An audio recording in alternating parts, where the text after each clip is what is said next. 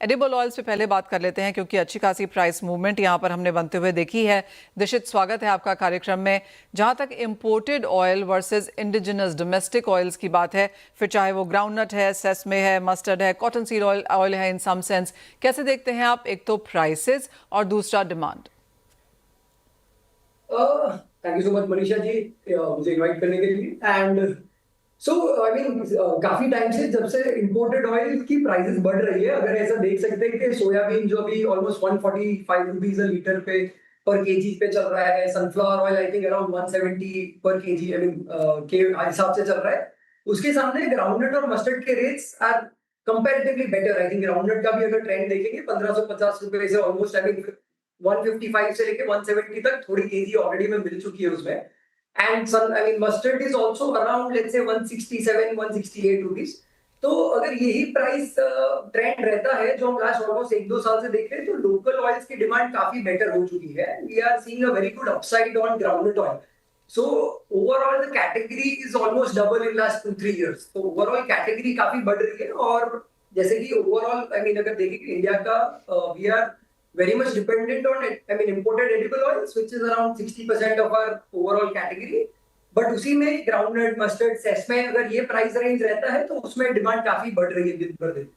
तो वैसा ही है जैसे। Point taken. दिशित, जिस तरह से हम एल निनो का इम्पैक्ट देख रहे हैं, बुआई के नंबर्स में हल्की सी गिरावट है, कुछ कंसर्न्स हैं एडिबल ऑयल इंडस्ट्री को? सॉरी किसमें? एडिबल ऑयल इंडस्ट्री में कुछ कंसर्न्स हैं जिस तरह से हमने एल निनो का असर आता हुआ देखा है सोइंग पर? काफी अभी जैसे बारिश काफी लेट है तो ओवरऑल सोइंग भी लेट हुआ है। तो ओवरऑल अगर देखें जो अभी लास्ट जो ग्राउंडेड का प्राइसेस बढ़ा हुआ है फ्रॉम जैसे 150 रुपीज टू 170 जो है, वो इट्स मोर और लेस बिकॉज ओवरऑल बारिश हमारी काफी लेट हो गई है अभी। तो उसी की वजह से जो प्राइस बढ़ना था वो काफी बढ़ चुका है। एंड अभी थोड़ा देखते हैं कि I mean the rain has just started, so I think depending on the next 10-15 days of the rains आगे का थोड़ा डिमांड पता चलेगा कि कैसे प्राइसेस रहने चाहिए अभी। दिशित, जिस तरह का हमने सिनेरियो बनता हुआ देखा है जहां पर हेल्थ चॉइसेस, फूड चॉइसेस यहां पर बड़ी होने लगी हैं, कई बार हम देखते हैं कोई फूड प्रोडक्ट में लिखा होता है नो पाम। अगर हम इंडियन यंगर डेमोग्राफिक्स को यहां पर देखें तो आप कहेंगे natural, cold pressed, better choices, better awareness फिलहाल मार्केट में है? वो काफी I mean the consumer is very conscious. आजकल लोग सारे लेबल्स बहुत रीड कर रहे हैं। People are also moving away from refined, जैसे आपने बोला कि पीपल आई मीन लोगों को palm oil, refined sunflower oil, refined soyabean oil नहीं खाना बहुत ज्यादा। So the younger audience is choosing their edible oil very consciously. और वहीं पे लोग नेचुरल ऑयल की तरफ ज्यादा शिफ्ट होना चाहते हैं। और वही टाइम पे जो लोकली बनता है हमारे आजू बाजू, तो उसका डिमांड हमने काफी ज्यादा देखा है काफी टाइम से। और उसी में cold press is playing a big role. जैसे बहुत ही बड़ी बड़ी ब्रांड्स भी अभी कोल्ड प्रेस कैटेगरी में आ गई है। और गुलाब अगर हम हमारी बात करें तो हमने ऑलमोस्ट 5 साल पहले कोल्ड प्रेस ऑयल लॉन्च किया था। And we are seeing almost more than double digit growth, growth since last 5 years. So the cold press category in our overall portfolio is growing rapidly, and we see it's still picking up. I think अभी भी इसमें we are at a very smaller market size, so ये तो अभी बहुत बढ़ने वाला है। So cold press is in trend right now, and it's affordable भी ज्यादा हो रहा है। I mean with better, ज्यादा क्वांटम में लोग ले रहे हैं तो इसका अफोर्डेबिलिटी भी बढ़ रहा है काफी। दिशित, अगर आप गुलाब की बात करें तो from groundnut to multi oil to FMCG to जिस तरह का as of now turnover and revenues है आपका, अगर वो नंबर्स भी हमारे साथ आप शेयर कर सकें, किस तरह की ग्रोथ है और आगे क्या विजन है? Vega is pioneers in groundnut oil. I mean, it's been almost, the brand is around 30 years old. I mean, 3 decades, 92 में चालू हुआ था. And I mean, we are into edible oil, groundnut oil crushing since 50 years. उसके बाद तो हमने refined सन, सोया, हमने एक नई रिफाइनरी भी डाल दी है अभी। But I mean we are saying as we are discussing, हमने बहुत ही ज्यादा डिमांड नेचुरल ऑयल्स की देखी है। और वहीं a lot of conscious demand is moving towards organic food category also, जहाँ पे हमने ट्रू स्टोरी भी लॉन्च किया है।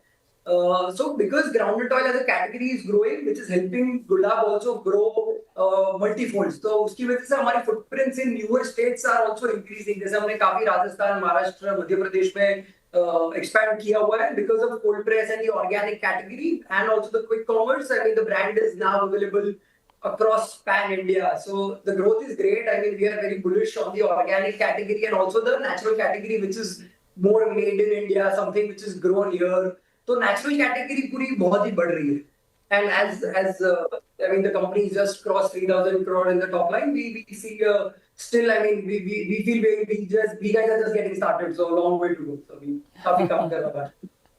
ऑलराइट, एज ऑफ नाउ दिशित कितने SKUs हैं आपके? और जैसे आपने कहा ट्रू स्टोरी, अब आपने यहाँ पर टेक ओवर किया है, ऑर्गेनिक हैं, स्टेपल्स हैं, स्पाइसेस हैं, ड्राई फ्रूट्स हैं, काफ़ी कुछ आपने वहाँ पर उसमें ऐड किया है.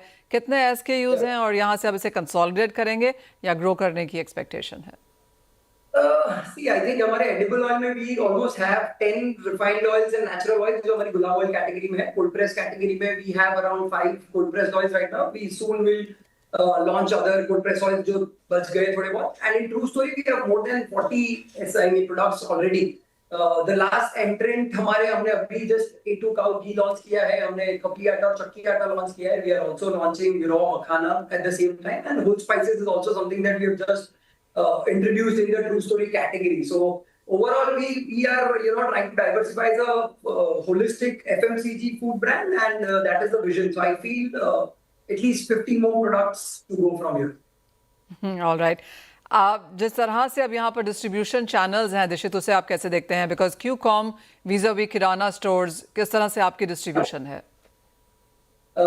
जैसे ऐसे देख सकते हैं that we guys are very heavy on GT, but last 3-4 साल का trend has been heavily on quick commerce. Like the consumers have been shifting more towards quick commerce. आज से 5-7 साल पहले की बात अगर करें तो people were shifting from kiranas to modern retail stores, and now from modern retail people are moving to quick commerce because of the service. 10 minute में घर पे deliveries मिल रही है अभी.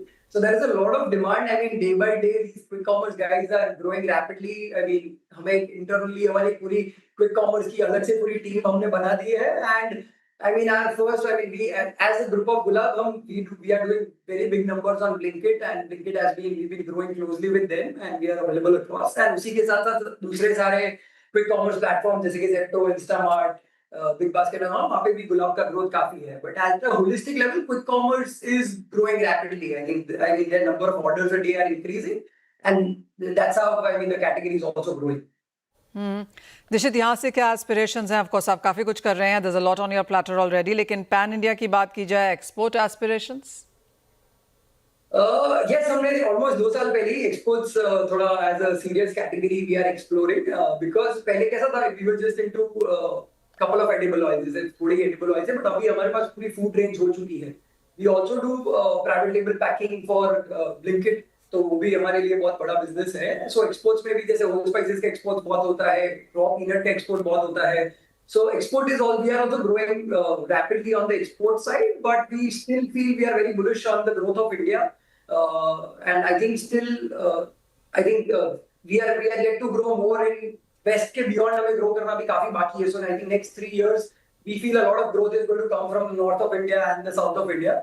So where we are already establishing our depots, तो वहाँ से भी growth काफी हम देख रहे हैं. So that is where the brand is moving forward. Point taken. Dishit, बहुत शुक्रिया साथ जुड़ने के लिए और वो तमाम चीज़ें बहुत डिटेल में एक्सप्लेन भी करने के लिए कि ओवरऑल सेगमेंट कहाँ है और आप as a brand, as a company किस तरह की ग्रोथ यहाँ पर देख रहे हैं और किस तरह का एनविजन भी है. बहुत शुक्रिया आपके समय के लिए.